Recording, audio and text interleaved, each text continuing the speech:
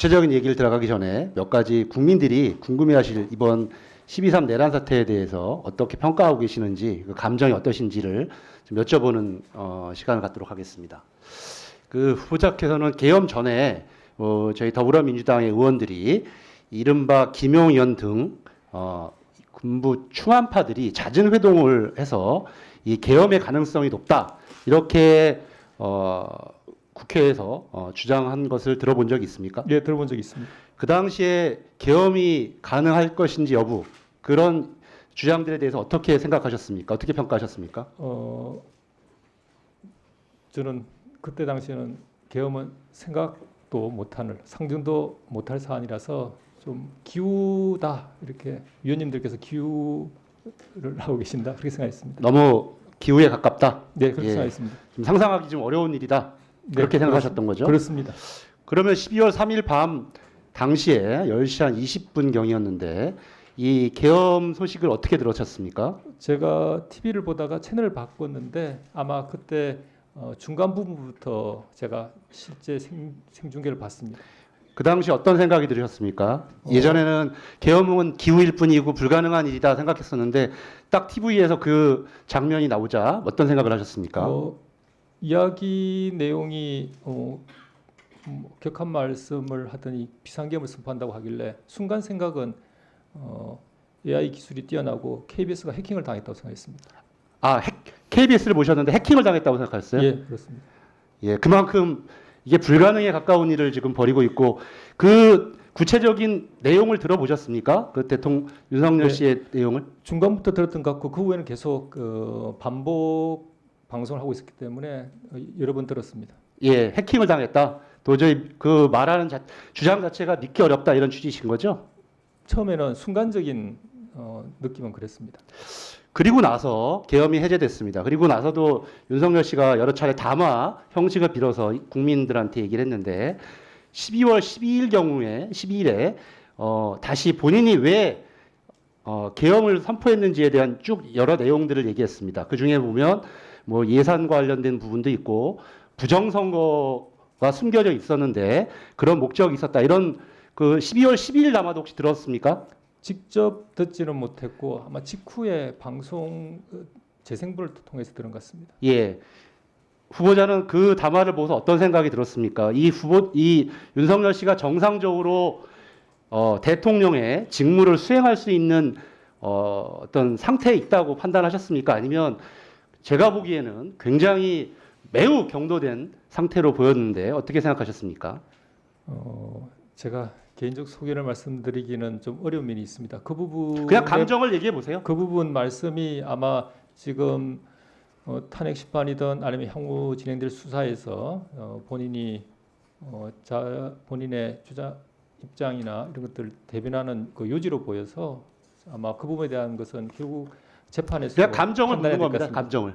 뭐 헌법재판관이 아니실 거고 또 이 내란죄 문제에 대해서 나중에 혹시 대법원에 온다고 해도 그 문제와 달리 이 감정을, 솔직한 감정을 물어보는 겁니다. 후보자의. 아마 어떤 근거인지 그 부분에 대한 의견이 강하시다, 저는 그렇게 생각했습니다. 예.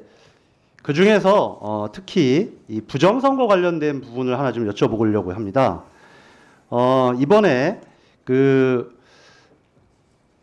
전에 하나만 여쭤보고 싶은 게, 이번에 드러난 사실로 보면 김명수 전 대법원장, 권순일 전 대법관, 그리고 이재명 대표에게 무죄를 선고한 김모 판사, 그리고 현 노태학 대법관에 대한 체포 대상자로 포함되어 있다라는 뉴스를 보셨습니까? 봤습니다.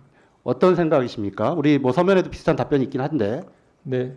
먼저 우리 사법부 구성원이었거나 구성원이온 분들과 관련돼서 뭐 직접적으로 그 부분에서 있을 수 없는 일이다, 그 다음에 사실이면 책임이 져야 된다라고 말씀은 드렸습니다만, 한편 생각해 보니 그때 가장 현장에서 일선에서 몸으로 막아내신 우리 국민들과 국회 분들의 입장에서 본다면 우리 사법부 구성원에 관해서만 너무 또 그렇게 피해 감정을 드러낸 게 아닌가 하는 생각도 들기도 해서 그 부분은 좀 다소 송구스럽습니다.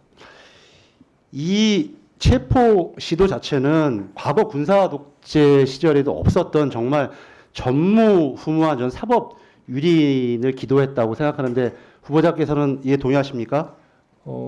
수사가 진행 중인 것으로 알고 있습니다. 그게 사실이면 위원님 말씀에 공감하는 부분이 있습니다.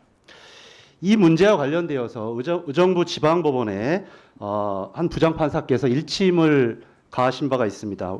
이 문제와 관련되어서 입법부 및 일반 시민의 권한 침해 및 권리 침해에 대해서 법원이 좀 너무 소극적인 것이 아니냐. 물론 법원행정처장께서 법제사법위원회에 나와서 이 문제와 관련된 답변을 하신 것은 알고 있고 서면 답변에도 그 취지를 적시하셨습니다만 저는 조금 더 과감하게 대법원장이 이 문제와 관련되어서는 명확한 입장을 내야 된다는데 우리 대법관 후보자께서 어떻게 생각하십니까? 위원님이 지적하시는 부분 아마 우리 사법부 구성원들 모두가 마음으로는 공감할 수 있을 것 같습니다. 다만 제가 모두에 말씀드린 대로 그 일선에서 가장 큰 위험에 노출돼서 현장에 계셨던 국민들과 국회 관계자분들한테 송구스럽지만 법원은 기본적으로 그런 점에서 다소 사실을 확인하고 엄정하게 대응해야 되는 그런 책무를 가지고 있다 이렇게 말씀드리면서 양해를 구하겠습니다. 후보자께서는 법관의 독립성 뭐 이런 얘기를 많이 그 인사 말씀에서도 하셨고 본인이 존경하는 인물로 이시영 전 부통령을 언급하셨는 걸 제가 봤습니다. 네. 결국 그렇게 국가를 위해서 자신의 모든 것을 헌신할 수 있는 분들을 존경하시는 후보자께서도 조금 더 강력한 목소리를 내셨으면 좋겠고 한 1분에 조금만 더 주시죠. 그런 의미에서 저는 우리 대법원도 더 강력하게 이것은 단순한 범죄나 여러 가지 정치적 공방이 아니라 우리 헌법과 헌법 그리고 또 사법부의 구성원들에 대한 체포를 기도한 그 계획 이런 내란 행위 자체에 대해서 좀 더 강력한 목소리를 내야 된다고 생각합니다.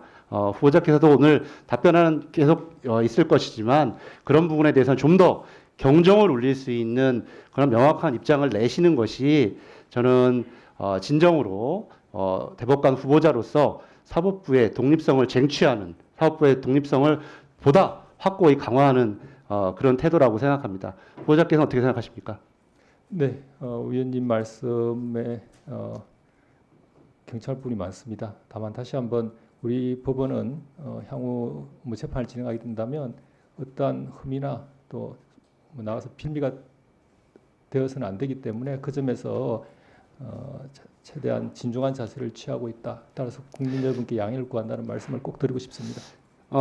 마지막으로 이거 하나만 물어보겠습니다. 지금 윤석열 씨가 공수처에 출석 요구에 응하지 않고 있고 헌법재판소에 송달도 받지 않고 있는 여러 가지 행태를 보이고 있습니다. 그래서 국민들은 바로 체포, 구속하라 이런 강한 요청들이 국민들로부터 나오고 있는데 만약에 후보자가 이 체포 영장을 신청되어서 발부를 해야 되는 법관의 위치였다면 체포영장을 발부하시겠습니까? 지금 구체적으로 드러난 사실로를 볼 때 어떻게 판단하실지 한번 여쭙고 싶습니다.